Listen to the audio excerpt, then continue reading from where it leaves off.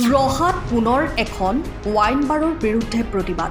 কেইবাবাৰো সকিয়নি দিয়াৰ পিছতো বুকু ফিন্দাই থিয় হৈ আছে বাৰখন। ক্ষোভিত হৈছে দল সংগঠন, সচেতন মহল। ৰহাৰ এখন ৱাইন বাৰৰ বিৰুদ্ধে জাঙুৰ খাই উঠিছে দল সংগঠন আৰু সচেতন মহল। ৱাইন বাৰখন বন্ধৰ দাবীত ৰহাৰ সমজিলা আয়ুক্তক এখন স্মাৰক পত্ৰ প্ৰদান কৰে মধ্য অসম কোচ ৰাজবংশী ছাত্ৰ সন্থাই।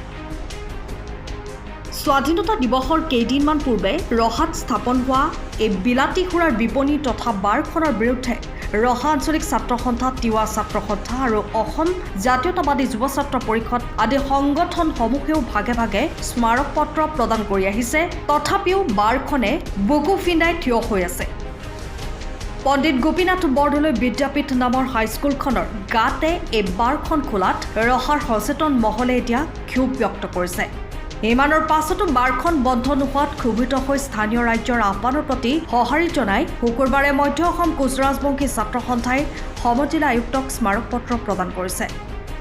সংগঠনটোৰ দাবী, অতি সোনকালে এই বাৰখন বন্ধ কৰি ছাত্ৰ ছাত্ৰীসকলৰ ভৱিষ্যত সুৰক্ষিত কৰক। আচলতে আজি আমি ৰহাবাসী হিচাপে বৰ অভিভূত হৈছোঁ।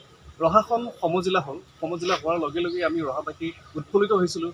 ৰহাত এক অদ্ভুত পৰিৱৰ্তন হ'ব বুলি আমি আশা কৰিছিলোঁ। ৰহাবাসীয়ে বিভিন্ন ধৰণৰ উপহাৰ পাব বুলি আমি আশা কৰিছিলোঁ, ভাবিছিলোঁ, আমি সপোন ভাবিছিলোঁ যে ৰহাত এটা আৱৰ্ত ভৱনৰ অভাৱ হৈ আছে, তেনেকুৱা ধৰণৰ এটা উপহাৰ আমি পাম বুলি ভাবিছিলোঁ, সুসজ্জিত সুন্দৰ এটা আৱৰ্ত ভৱন।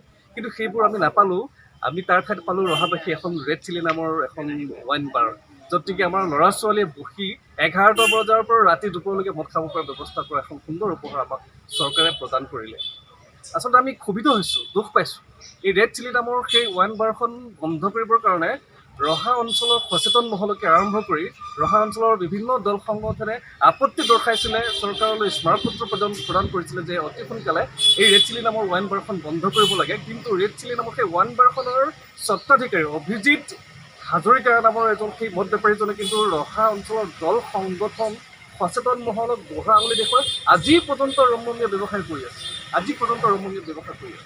সিদিনাখন আমি প্ৰতিবাদ কৰিছিলোঁ, আপোনালোকৰ মাধ্যমে আমি প্ৰতিবাদ কৰিছিলোঁ যে এই গোপীনাথ বৰদলৈ, পণ্ডিত গোপীনাথ বৰদলৈদেৱৰ নামত উৎসৰ্গিত এখন আমাৰ বিদ্যাপীঠ, পণ্ডিত গোপীনাথ বৰদলৈ বিদ্যাপীঠলৈ অহা যোৱা কৰা পথত নিচেই কাষতে খোলা এই ৰেড চিলি নামৰ ৱাইন বাৰখন আমি বন্ধ কৰিব লাগে বুলি প্ৰতিবাদ কৰিছিলোঁ। কিন্তু সকলোকে বুঢ়া আঙুলি দেখুৱাই আজি পৰ্যন্ত ৰমণীয় ব্যৱসায় কৰি আছে এই মদ বেপাৰী অভিজিত হাজৰিকা নামৰ ব্যক্তিজনে। গোটেই ৰহা অঞ্চলবাসী ৰাইজক তেওঁ বুঢ়া আঙুলি দেখুৱায়। তেওঁ জানি থোৱাটো দৰকাৰ, জানি থোৱাটো ভাল যে ৰহাবাসী ৰাইজ সচেতন হয়, লগতে সহজ সৰলো হয়। ৰহাবাসী ৰাইজে খুব সুন্দৰকৈ যিকোনো যন্ত্ৰণা সহ্য কৰিব পাৰে, কিন্তু যেতিয়া সেই যন্ত্ৰণা যেতিয়া অসহ্য হৈ পৰিব, তেতিয়া কিন্তু কথা বহুত ডাঙৰ বিপদ হৈ পৰিব বুলি আমি তেখেতক সকীয়াই দিছোঁ। আৰু অতি সোনকালে যদি তেওঁলোকে এই ৰেড চিলি বাৰখন বন্ধ নকৰে, তেতিয়াহ'লে কিন্তু আমি ৰহাবাসী ৰাইজে নিজাববীয়াকৈ ব্যৱস্থা গ্ৰহণ কৰিবলৈ আমি বাধ্য হ'ম। আচলতে আমাৰ যি প্ৰশাসনিক ব্যৱস্থা আছে, সেই প্ৰশাসনিক ব্যৱস্থাৰ ওপৰত আমাৰ বিশেষ ভৰসা থকাৰ কাৰণে আজি পৰ্যন্ত আমি ৰখি আছোঁ। কিন্তু এই ৰখি থকা ব্যৱস্থাটো আৰু বেছিদিন নহ'ব, আমি সকীয়াই দিছোঁ। আচলতে ক'বলৈ গ'লে মদ বেছি দেশ চলোৱা এই চৰকাৰখনে প্ৰতিদিনাখনে আমি জানিব পৰা মতে 12 কোটি টকা মদ বিক্ৰী কৰি আছে অসমত। আৰু লাগে তেওঁলোকক আৰু লাগে। ঘৰে ঘৰে মদৰ দোকান হ'লেও তেওঁলোকৰ কাৰণে ভাল, যাতে মানুহে ঘৰৰ পৰা ওলাই আহিয়ে মদ খাই ঘৰত গৈ পেলাই শুই থাকিব পাৰে আৰু ভাওনা দেখুৱাই থাকিলে যাতে তেওঁলোকে চাপৰি বজাব পাৰে।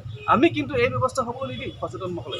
গতিকে আমি প্ৰশাসনকো আমি অনুৰোধ জনাইছোঁ আৰু সেইজন ব্যক্তিক আমি দাবী জনাইছোঁ, অতি সোনকালে সেই ৰেড চিলি নামৰ এই বাৰখন বন্ধ কৰি স্থানান্তৰ কৰাৰ ব্যৱস্থা কৰক, নহ'লে কিন্তু আমি নিজাববীয়া ব্যৱস্থা গ্ৰহণ কৰিবলৈ বাধ্য হ'ম। আজি মেমৰিৰ নাম দিয়া আছে নেকি? আজি আমি এখন সেই বন্ধ কৰিবৰ কাৰণে মধ্য অসম কোচ ৰাজবংশী ছাত্ৰ সন্থাৰ তৰফৰ পৰা ৰহা সমজিলা আয়ুক্তলৈ এখন স্মাৰক পত্ৰ প্ৰদান কৰিছোঁ আৰু তাতে আমি দাবীসমূহ লিখিছোঁ যাতে অতি সোনকালে আমাৰ স্মাৰক পত্ৰখনৰ জৰিয়তে ৰহা আয়ুক্তই এক বিশেষ ব্যৱস্থা গ্ৰহণ কৰে, সেয়াও আমি আশা কৰিছোঁ। ব্যুৰো ৰিপৰ্ট, টাইম অফ ষ্টা। আপুনি ঘৰখনত জাপানীজ চৌকাত, দৰ্জা, খিৰিকী, গ্ৰিল, গেট আদি লগাব বিচাৰে নেকি, যিবোৰ দীৰ্ঘদিন অটুট থাকিব? তেন্তে পলম নকৰিব, আমাৰ বিপণীলৈ আহক। যোৰহাটৰ একমাত্ৰ আমাৰ বিপণীত এনে উন্নত সামগ্ৰী উপলব্ধ। এই মেচিনটোৱে বেণ্ড কৰা হয়, দৰ্জা, চৌকাত আৰু উইণ্ডো বনোৱা হয়। বাকী আমাৰ গেনগ্লাইজত হয়, এইবিলাক আমাৰ ঠিকনা শ্ৰীৰাম এলুমিনিয়াম চেণ্টাৰ DCB তিনিআলি তৰাজান যোৰহাট 785006 যোগাযোগৰ নম্বৰ 8638967754 অথবা 9401552548 পাল্লা বনোৱা আছে এইটো গেলভেনাইজৰ হয় এইটো প্ৰেছ ষ্টীল বুলি কয় এইটো গেলভেনাইজৰ উইণ্ড' হয় ইয়াত ষ্টীলৰ এইবিলাক গ্ৰিল দিয়া আছে এক্সট্ৰাকে গ্ৰিল প্ৰয়োজন নাই গ্ৰিল চব লাগি গৈছে আৰু এইফালে মস্কিটো নেটো দিব পাৰে এইটো মস্কিটো নেট এইফালে বেক চাইডে মস্কিটো নেটৰ পাল্লা আছে পকাত নি পিনে ঘৰটো আৰম্ভ কৰোঁতে লৈ যাবলগীয়া হয় তেতিয়া পকাত দি দিলে মানে ইয়াত ঢেলাই সোমাই যাব মছলা সোমাই যাব বালি মছলাটো ভৰাই দিলে মানে মজবুত হৈ যাব ইয়াৰ সময়ৰ খবৰ সময়ত পাবলৈ ফ'ল' কৰক টাইম অফ আছাম